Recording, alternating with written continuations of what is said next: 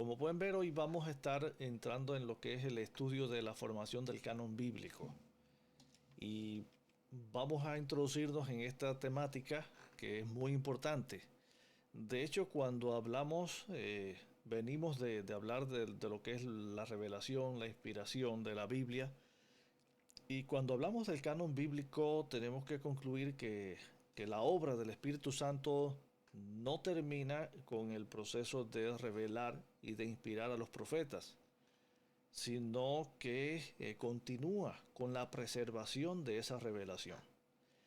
Y precisamente la composición del canon bíblico tiene que ver con esa preservación, que es obra también de Dios, es obra también del Espíritu Santo. Esa preservación de la revelación para futuras generaciones, que es tan importante como la revelación misma. Porque ustedes se imaginan qué hubiera pasado si Dios da la revelación. Tenemos la Biblia, tenemos desde Génesis hasta Apocalipsis, pero por el camino alguien empieza a cambiar las cosas y alguien empieza a cambiar el mensaje y alguien empieza a cambiar de todo. ¿Con qué nos quedamos? No sirve para más nada porque ya todo está manipulado, todo está cambiado. Por eso la obra del Espíritu Santo para preservar lo que Dios reveló y lo que Dios inspiró a los profetas para escribir, para transmitir para las futuras generaciones, es tan importante como la misma revelación. Esa obra de Dios revelándose al ser humano de esta manera especial no terminó cuando Juan, que es el último de los escritores de la Biblia, termina de escribir su último libro. No termina allí, continúa y continúa no dando más revelación, no inspirando más profetas, sino preservando ese mensaje que ya Dios entregó. De hecho, la manera más efectiva para transmitir el mensaje de Dios de una generación a otra no es de forma oral. Eh, Muchas veces hemos hecho el ejercicio donde se les dice algo, hay una fila de personas, se le dice algo al primero y cada uno va pasando lo que escuchó del anterior al que le sigue y se compara lo que se dijo al principio con lo que sale al final y nos encontramos que hay muchísima diferencia entre una y otra. Imagínense si eso pasa en algo tan sencillo como decir un mensaje en apenas unos 5 minutos como mucho. ¿Qué pasaría si la revelación de Dios se hubiera transmitido de manera oral y no hubiera quedado por escrita? Ya no tendríamos esa revelación de Dios. Estuviera totalmente alterada como mismo hoy la naturaleza está manchada por el pecado. Por eso la manera más efectiva para transmitir el mensaje de Dios de una generación a otra no es de forma oral, sino es de forma escrita. Y Dios precisamente utilizó personas y el Espíritu Santo no solamente inspiró a los profetas, sino que motivó, llamó, eh, escogió hombres que durante los diferentes siglos, durante las diferentes edades, eh, sintieron el llamado de Dios para copiar las porciones de la Biblia que ellos tenían, para multiplicar esas porciones, para que esas porciones de la Biblia pudieran llegar a más personas y de esa manera se pudiera conservar las Sagradas Escrituras. Hubo momentos en la historia donde podríamos decir que Satanás casi logra destruir la Biblia, pero Dios fue fiel y Dios, el mismo que había dado esa revelación, el mismo que había cuidado hasta ese momento la revelación, siguió cuidándola. Y la Biblia hoy en día es más popular que nunca en toda su historia. Hoy en día todos tenemos acceso a la Biblia. Si no la podemos obtener por un libro, podemos obtenerla en una aplicación en nuestros teléfonos, en nuestras computadoras. Pero todos tenemos acceso a la Biblia. Y esa obra de cuidar y de preservar la revelación ha sido una obra que Dios ha estado guiando, que Dios ha estado dirigiendo a través de las épocas. Y la formación del canon bíblico precisamente tiene que ver con esto. Tiene que ver con la preservación y con y con la transmisión de ese mensaje de Dios dado a través de los profetas de una generación a otra.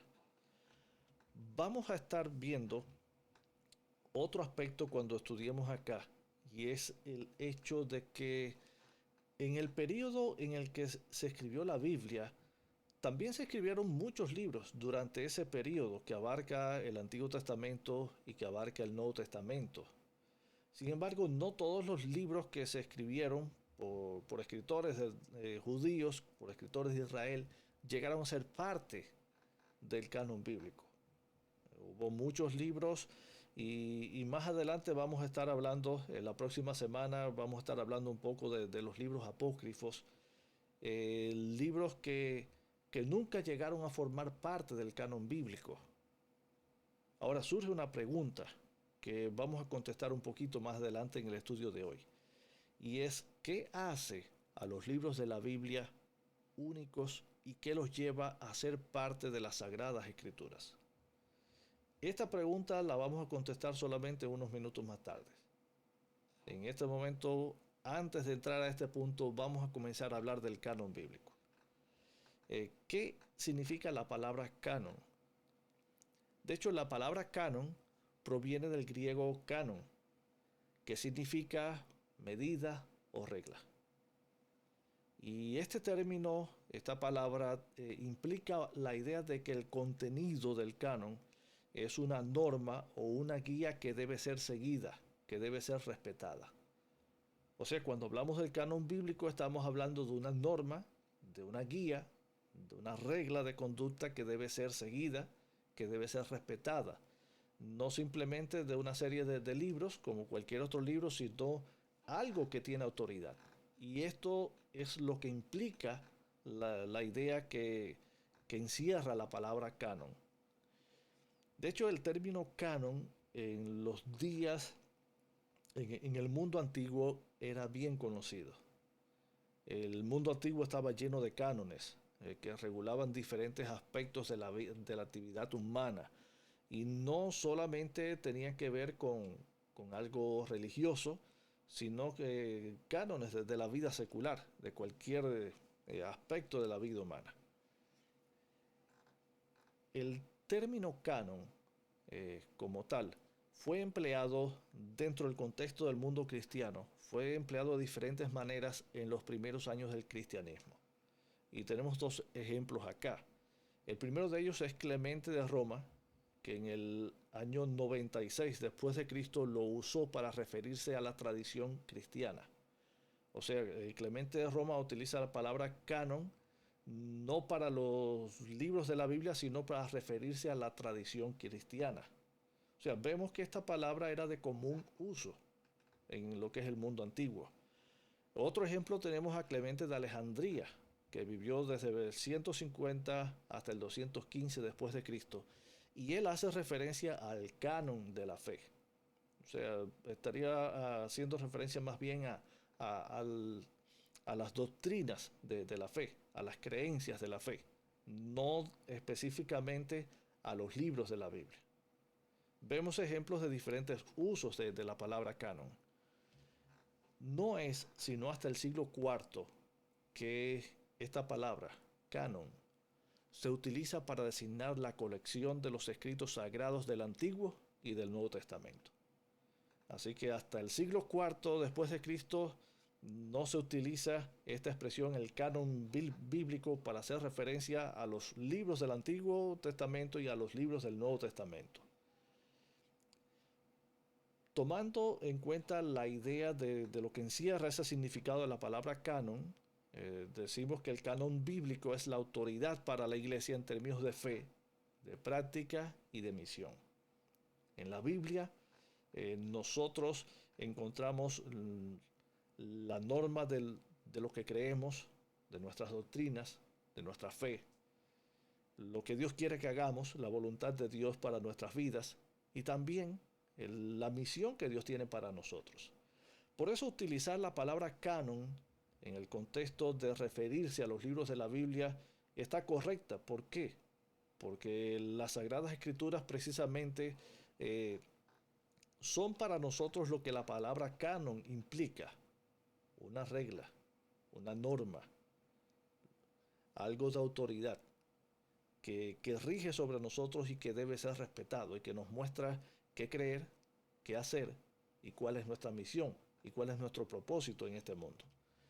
Ahora sí vamos a esta pregunta. ¿Qué convierte a los libros de la Biblia en parte del canon bíblico? ¿Por qué algunos libros de la Biblia por qué algunos libros llegaron a ser parte de las Sagradas Escrituras, de lo que hoy conocemos como la Biblia, del canon bíblico, y otros no? Si ustedes leen en los libros de Reyes, se cita el libro de las crónicas del, del profeta Gad. Y Gad era un profeta.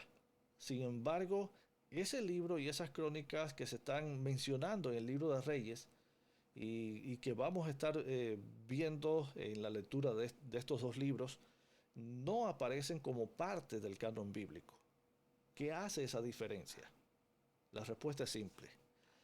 Los libros que hoy constituyen parte del canon eran considerados autoridad por parte de la comunidad de creyentes, o sea, por parte de Israel, por parte de la iglesia cristiana, debido a su origen divino. Y esta es la razón por la que hay unos libros que sí forman parte del canon bíblico y hay otros que no. Pedro, cuando nos habla allí en 2 Pedro capítulo 1, versículo 21, nos deja bien claro que la profecía no fue traída por voluntad humana, sino que los santos hombres de Dios hablaron siendo inspirados por el Espíritu Santo. Pablo, en su segunda carta a Timoteo, nos está diciendo también que toda escritura es inspirada por Dios. O sea, este hecho de que el origen de ese mensaje, el origen de esa revelación haya estado en Dios es lo que hace la diferencia entre los libros que hoy forman parte del canon bíblico, que hoy forman parte de la Biblia, y los que nunca llegaron a ser parte del canon bíblico, o sea, los que nunca llegaron a ser considerados como autoridad, ni por Israel ni por la iglesia cristiana, porque no habían sido inspirados por Dios. Sí, habían sido escritos por personas, pero no habían sido inspirados por Dios. Y aquí está la gran diferencia. Y aquí está la razón por la que hay libros que forman parte de la Biblia y hay otros que no. Vamos a entrar en un poquito de historia. Y vamos a hablar un poco de la historia del canon del Antiguo Testamento. Y cuando hablamos del canon del Antiguo Testamento, recuerden que nos estamos refiriendo a los libros del Antiguo Testamento, esos 39 libros que aparecen en el Antiguo Testamento, que comienza con Génesis y termina con Malaquías. Y el canon bíblico vamos a encontrar que aparece allí conectado con los sucesos del monte Sinaí, donde Dios entrega primeramente al pueblo de Israel sus mandamientos, y vemos que Dios le entrega a Moisés las dos tablas de piedra. Y en estas dos tablas de piedra están contenidos los 10 mandamientos de Dios. Vemos también que por orden de Dios que Moisés comienza a escribir no solamente los 10 mandamientos, sino que escribe toda la ley de Dios, todos los mandatos de Dios en un libro que va a quedar registrado para ser leído al pueblo de Israel. Y aquí tenemos el mandato de Dios dado a Moisés de escribir. Por supuesto, Moisés no solamente va a escribir los 10 mandamientos, no solamente va a escribir la ley de Dios dada allí en el Sinaí, sino que comparte con nosotros mucho más de la revelación de Dios. Y ahí tenemos el libro de Génesis, tenemos Éxodo, Levítico, Números, Deuteronomio. Tenemos estos 5 primeros libros de Moisés. Hablando del canon, y precisamente este mandato de Dios, vamos a encontrar en Deuteronomio 31:12, que dice lo siguiente. Dice, reunirás a todos los hombres y mujeres y niños de tu pueblo, y a los extranjeros que vivan en tus ciudades, para que escuchen y aprendan a temer al Señor tu Dios, y obedezcan fielmente todas las palabras de esta ley. O sea, por instrucción de Dios, El, el registro de la ley de Dios debía ser estudiada, debía ser presentada ante hombres, mujeres, niños, todo el pueblo, todos los extranjeros que vivieran para que aprendieran a obedecer y obedecieran de hecho todas las palabras que Dios había dejado en la ley. Nos vamos a encontrar también que la autoridad de la ley y las instrucciones de Moisés son preservadas que son preservadas en el Pentateuco, son reconocidas una y otra vez en el Antiguo Testamento y son reconocidas con la autoridad que tenían. Por ejemplo, Josué, capítulo 1, versículo 8, Dios le está diciendo a Josué esto justo antes del versículo que tenemos en Josué 1.9, que lo conocemos bastante bien. Dios le está diciendo a Josué: recita siempre el libro de la ley y medita en él día y noche. Cumple con cuidado todo lo que en él está escrito. Así prosperarás y tendrás éxito. O sea, ¿cuál es la invitación de Dios a Josué? Estudia siempre y recita el libro de la ley. Medita en él.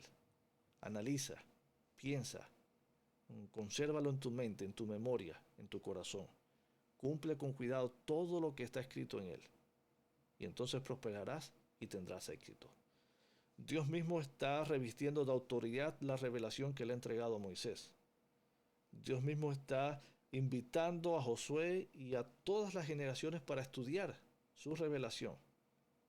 No solamente para leer, sino también para meditarla de día y de noche, para atesorarla en el corazón y ponerla en práctica. Vamos a encontrar también otro ejemplo de cómo el mismo Antiguo Testamento nos resalta la autoridad de la revelación de Dios. En Nehemías 8:9 encontramos que Esdras lee la ley a los exiliados que han regresado de Babilonia a Jerusalén. Vamos a ver también que la relación de pacto entre Dios y su pueblo se basaba en su obediencia a la palabra de Dios preservada de forma escrita. De hecho, como parte de la ceremonia de coronación de todos los reyes de Israel, al rey recién coronado se le entregaba una copia del libro de Deuteronomio, el libro del pacto, allí donde Dios anunciaba las bendiciones que vendrían si Israel era fiel y obedecía a Dios y cumplía su parte del pacto, que era obedecer la ley de Dios. Y también en el libro de Deuteronomio se encontraba el registro de todas las maldiciones, de todas las consecuencias que iban a llegar si Israel desobedecía la ley de Dios y rompía con el pacto que había hecho con Dios. Y ese libro de la ley le era entregado a todos los reyes de Israel para que nunca olvidaran las consecuencias de sus decisiones. Dios basa esa relación de pacto con su pueblo en la obediencia de su pueblo, en este caso en la obediencia de Israel a la palabra de Dios, preservada de manera escrita. Esta palabra preservada de forma escrita no era considerada de origen humano, sino que era el resultado de la autorrevelación de Dios. ¿Y por qué decimos que es el resultado de la autorrevelación de Dios? Porque la existencia de las Sagradas Escrituras no fue iniciativa del ser humano. De hecho, el ser humano nunca ha tenido la iniciativa de acercarse a Dios. Es Dios quien salió a buscarnos en el Edén. Es Dios quien toma la iniciativa de revelarse a nosotros a través de sus profetas. Es Dios quien toma la iniciativa de que esa revelación, de que ese mensaje sea conservado de manera escrita para nosotros, para las futuras generaciones. Por eso decimos que la Biblia, las Escrituras, tienen su base en la autorrevelación de Dios, porque en ellas Dios se revela a nosotros. En ellas Dios revela quién es Él. Dios revela cuál es su voluntad.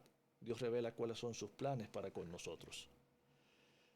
Cuando hacemos un análisis más grande de lo que es el Antiguo Testamento, de lo que es el canon del Antiguo Testamento, nos vamos a encontrar que muchos de los libros del Antiguo Testamento están interconectados unos con otros.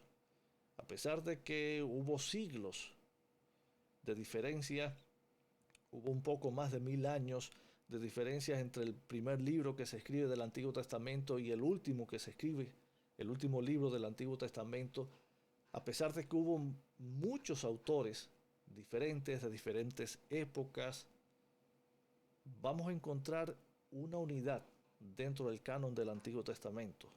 Vamos a encontrar que hay interconexión entre estos libros y vamos a ir enumerando muchos de ellos. Comenzamos con el libro de Génesis, con Éxodo. Génesis y Éxodo son la continuación de la misma narrativa, de la misma historia. Moisés comienza contando cómo Dios creó el mundo, cómo entra el pecado, las diferentes generaciones, la historia de los patriarcas. Génesis termina con Israel, Jacob, sus hijos llegando a Egipto. Éxodo comienza ya con la existencia del pueblo de Israel que está en Egipto, ahora esclavo, y continúa con la salida de Israel de Egipto, la liberación de Dios, que Dios hace de Israel de la esclavitud en Egipto. Y toda esta narrativa continúa en el libro de Éxodo. Éxodo también concluye con la construcción del santuario y Dios estableciendo su morada en el santuario. Levítico comienza con Dios hablando a Moisés del tabernáculo, con Dios presentándole a Moisés las diferentes leyes sobre las distintas ofrendas, sobre el servicio del santuario, diferentes leyes que van a regir sobre el pueblo de Israel. Le sigue el libro de Números, que continúa con la historia de Israel desde el Sinaí hasta su llegada a la tierra prometida, a las fronteras de la tierra prometida. El libro de Deuteronomio, el quinto libro de Moisés, el quinto libro de la Biblia, hace una recapitulación de esa experiencia de Israel por el desierto. Termina con la muerte de Moisés, y precisamente el libro de Josué, que es el libro que continúa, comienza haciendo alusión a la muerte de Moisés y a la nueva función de Josué como el nuevo líder de Israel. Y también, a su vez, tiene relación con los libros de Génesis, con el libro de Éxodo, al hacer referencia a los huesos de José.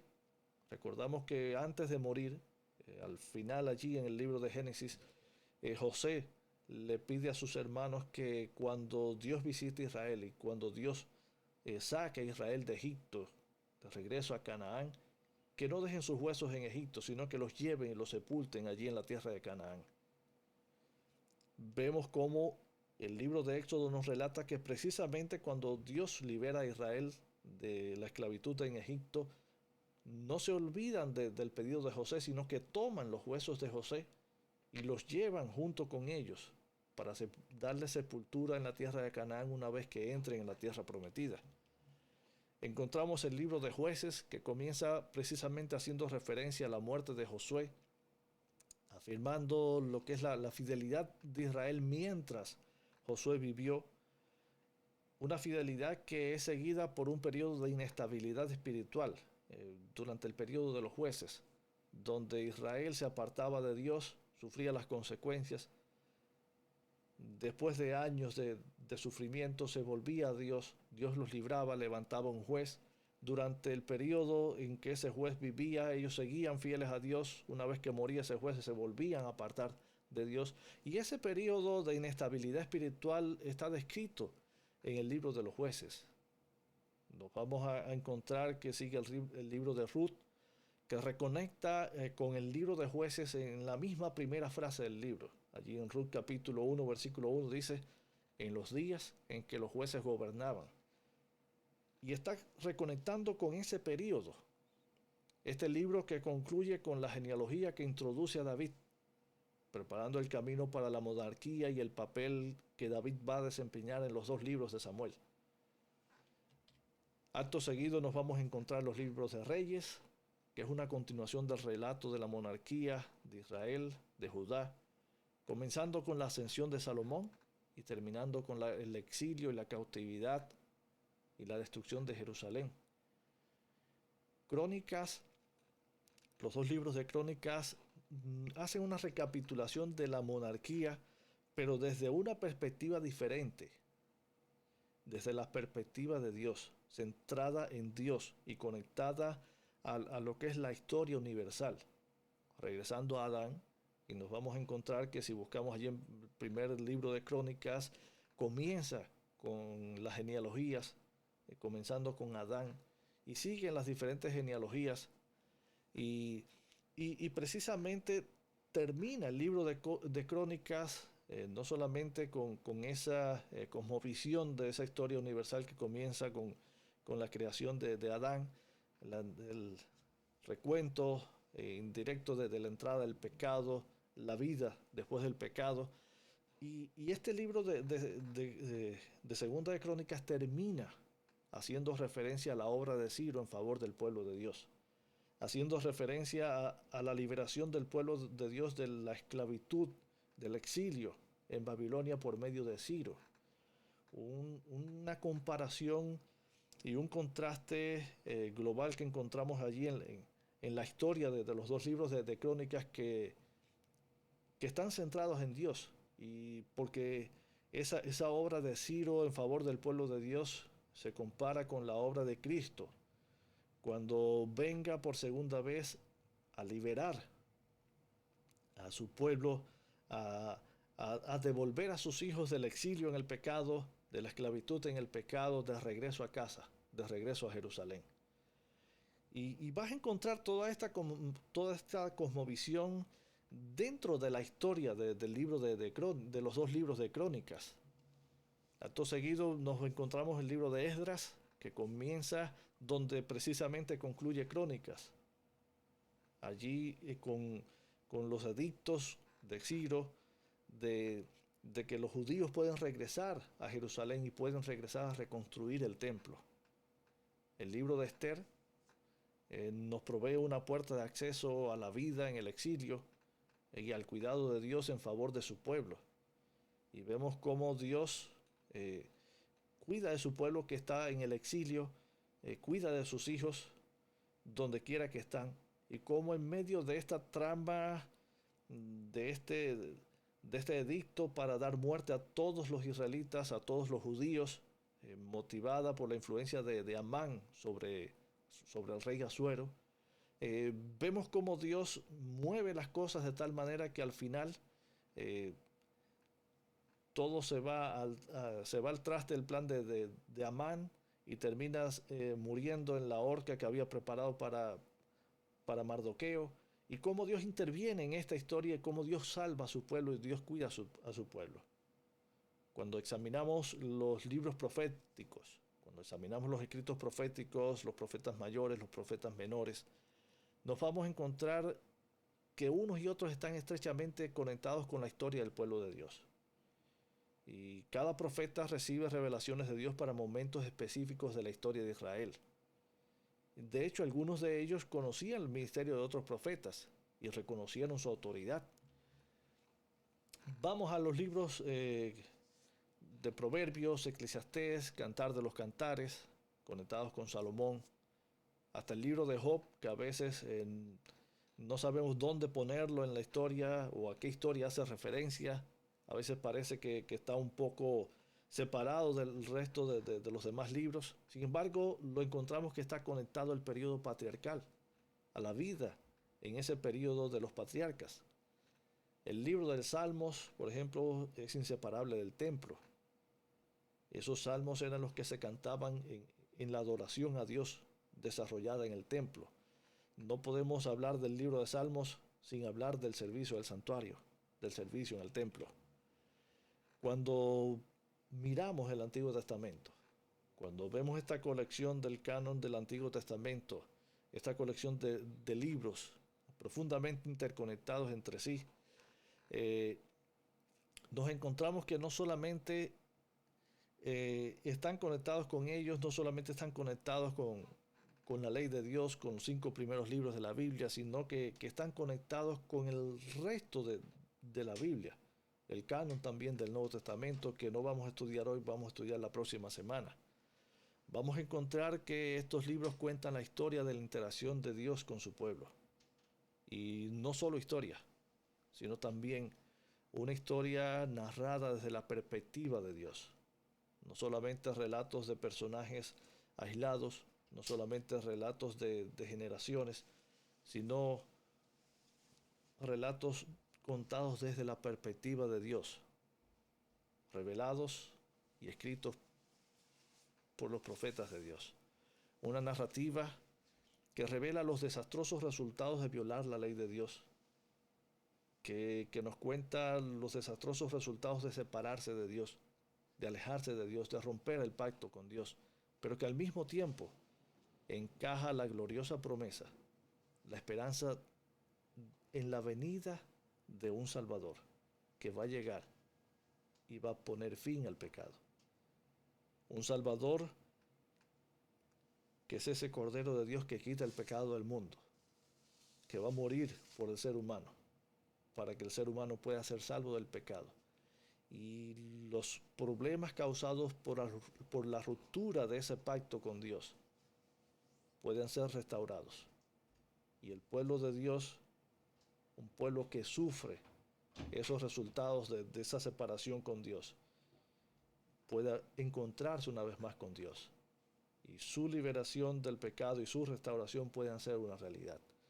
Todas estas cosas las encontramos en el Antiguo Testamento.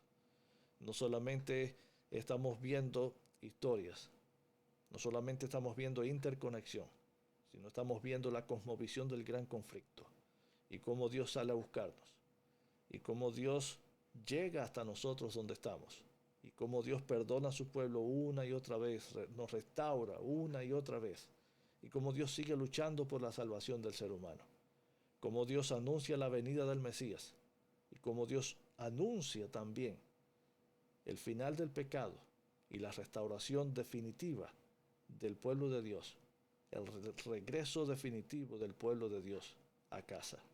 Así como ese segundo libro de Crónicas termina con ese edicto donde Ciro está liberando al pueblo judío y le está diciendo: pueden regresar a casa, puedes volver a encontrarte con tu Dios, puedes reconstruir el templo.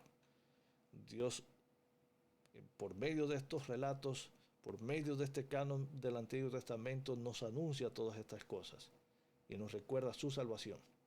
Nos recuerda cuánto nos ama, cuánto ha hecho por nosotros y cuán grandes planes tiene para cada uno de nosotros.